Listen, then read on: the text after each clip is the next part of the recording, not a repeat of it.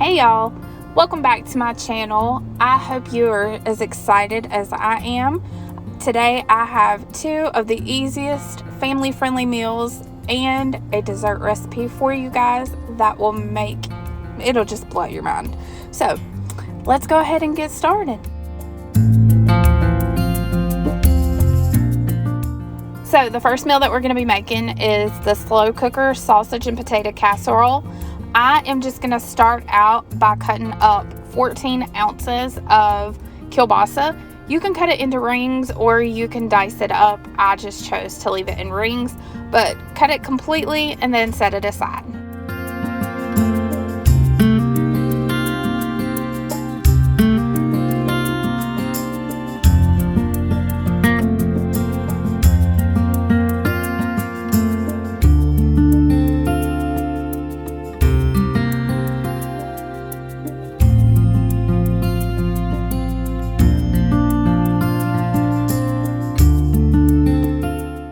Next, you want to take a small onion and just dice it up and set it to the side.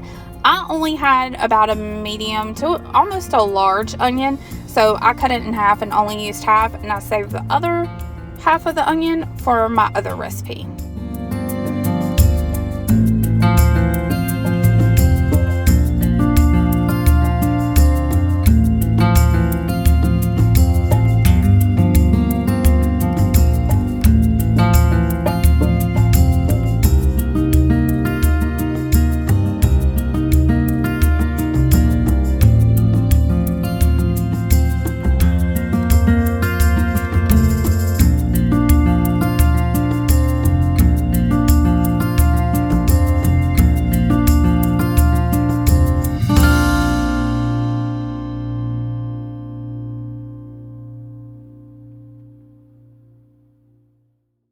Now this recipe originally calls for a 32-ounce bag of frozen hash browns, but I didn't have any, so I did have some baby potatoes that I needed to use up.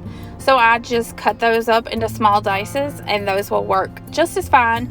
You may, with this, just have to adjust your cook time for a little bit longer.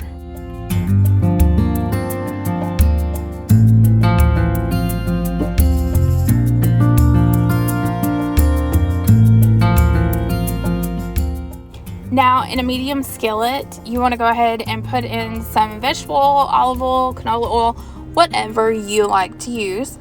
And then we're just going to warm that up and saute our onion until it's soft and translucent.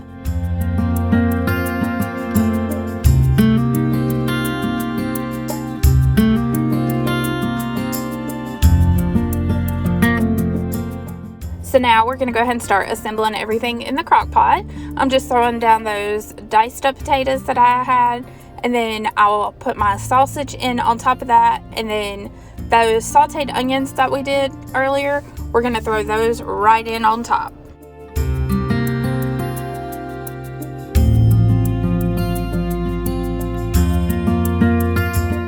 So now you want to go ahead and dump in your 2.5 cups of cheese. It calls for cheddar. We use triple cheddar. Go ahead and set your crock pot to the side, and then in a separate bowl, you want to add together a 1/2 cup of milk, a 1/2 cup of sour cream, a 10.5 ounce can of cream of chicken or cream of mushroom. Either one will work fine. Add a little salt and pepper to that, and then combine it really well, and we're going to pour it directly over everything that we just put in our crock pot.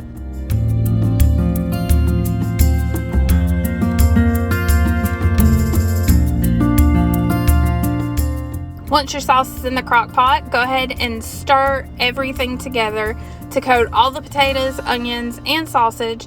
Put the lid on, set this on low to cook for about 6 to 7 hours, or you can cook it on high for 3 to 4. Once it's done, serve it up as is. We didn't even put bread with this. It was super filling, super good, and it honestly made the perfect meal for after church.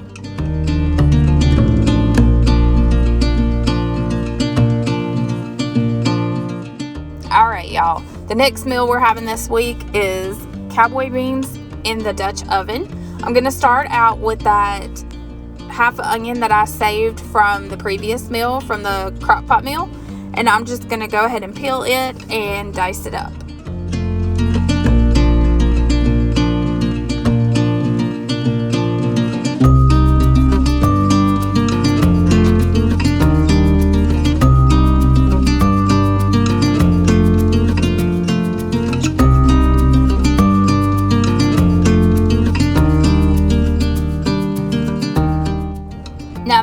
onions diced up, I'm gonna go ahead and get some bacon. I'm gonna get about 8 slices. We like to use the thick cut bacon, and I'm just gonna dice this up, and then we'll get ready to cook it.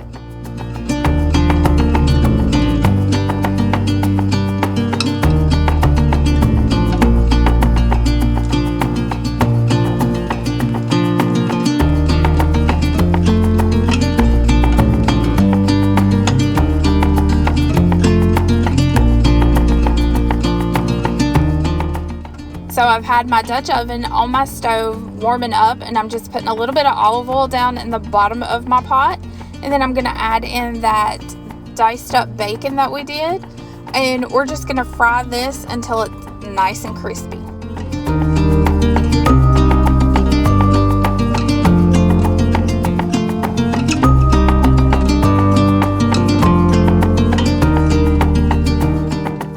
Once the bacon is cooked and crispy to your desired doneness, we like it extra crispy, but you want to go ahead and just get a slotted spoon and remove it onto a paper towel lined plate and set that to the side, but do not drain that bacon grease. Save that because you are going to saute all of your onions that we diced up in that bacon grease and olive oil.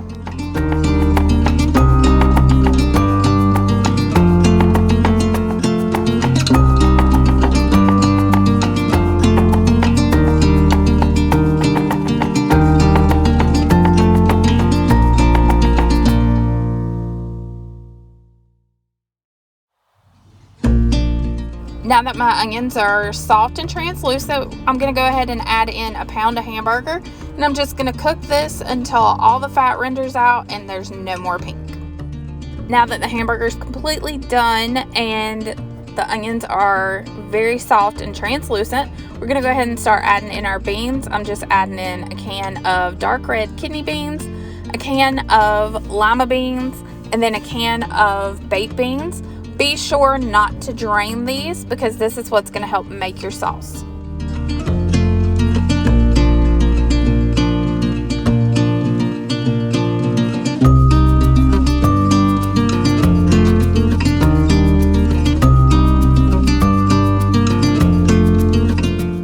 Once you've got all your beans down in your pot, go ahead and give it a good stir.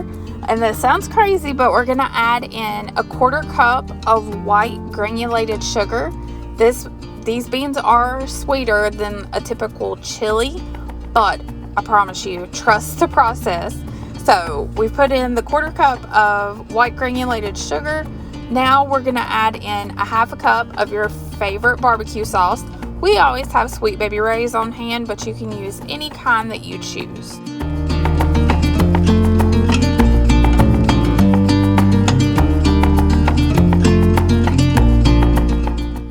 And as if white sugar wasn't enough, we're going to add in a 1/4 cup of brown sugar, and then you want to add a teaspoon of liquid smoke and give this all a really, really good stir.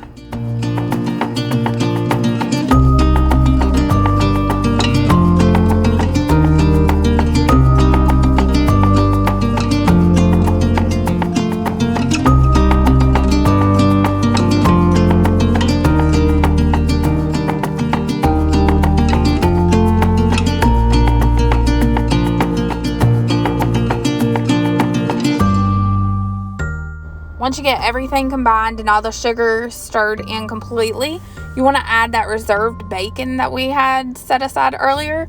Put that right in on top, stir that around, and then put the lid on your Dutch oven.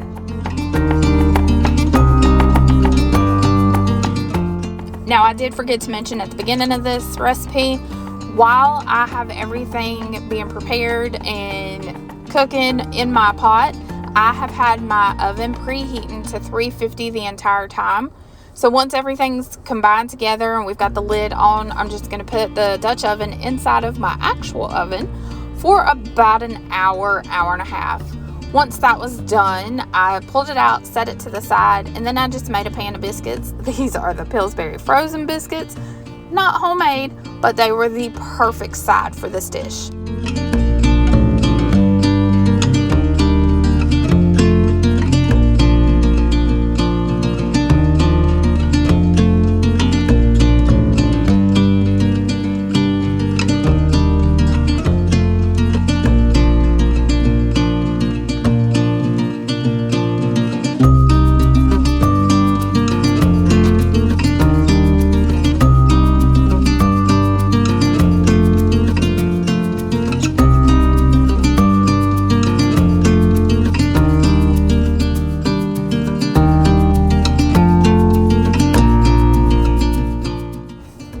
Now it's time to serve this. If you make biscuits like we did, go ahead and slice them open and then just scoop that cowboy bean mixture right over the top. And I promise you, you will not regret it. This, I think, is a really good alternative to actual chili. It's a little sweeter and it's heavy, but I don't know. It's more summer chili, if that makes any sense. So for our dessert recipe, y'all know the strawberry fields have been in full bloom. So I had my kids and my boyfriend's cousin out picking strawberries, and we came home and made a strawberry pie. So let's get into this pie. First of all, I will say this is not my recipe. I did find this over at Mandy in the Making, and I knew we had to make this when we went to the strawberry fields. It is so simple, and we're actually going to start out by making the pie crust completely homemade in the bottom of your pie dish. I have a 9-inch pie pan right here, and I have just put some all-purpose flour directly down in the bottom. And then I'm going to add a couple teaspoons of white granulated sugar. I'm going to add a little bit of salt and a little bit of milk, as well as some vegetable oil also. And then you just want to grab a fork and mix this around completely until it resembles a pie dough. And then just press it out evenly all the way on the bottom of your pan and up the sides.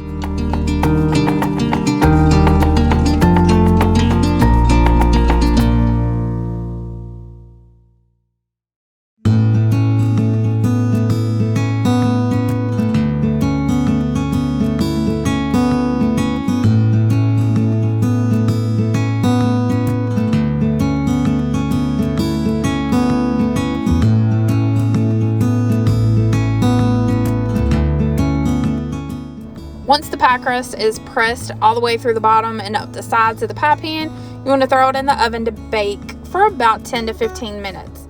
For this next part, while the pie crust is baking, you want to go ahead and cut up about 4 cups of fresh strawberries.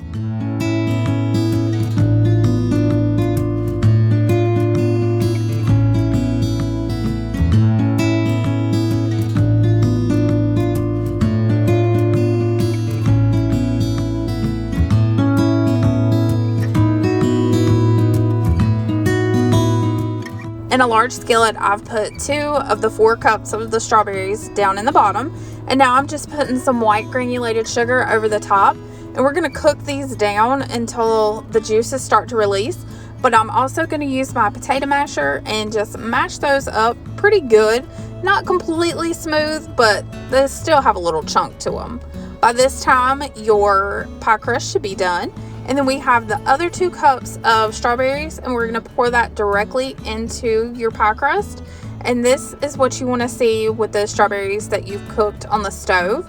Once those are completely bubbly, you want to make a cornstarch slurry, and you're just going to mix a little bit of cornstarch to equal parts water, and then pour that directly into your strawberries.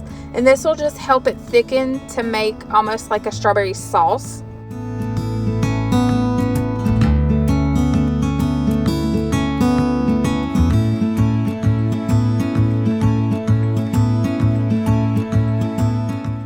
Once your cooked strawberries have thickened from that cornstarch slurry, you're going to pour those directly over the sliced strawberries that we've already put in the pie crust in the pie pan.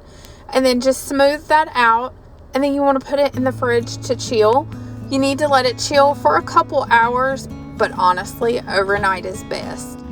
Once you've let the pie chill, go ahead and slice it up and serve it however you like. We served ours with some whipped cream on top, but I will say there is something about this crust that makes it a little crumbly, but either way, it's still super tasty.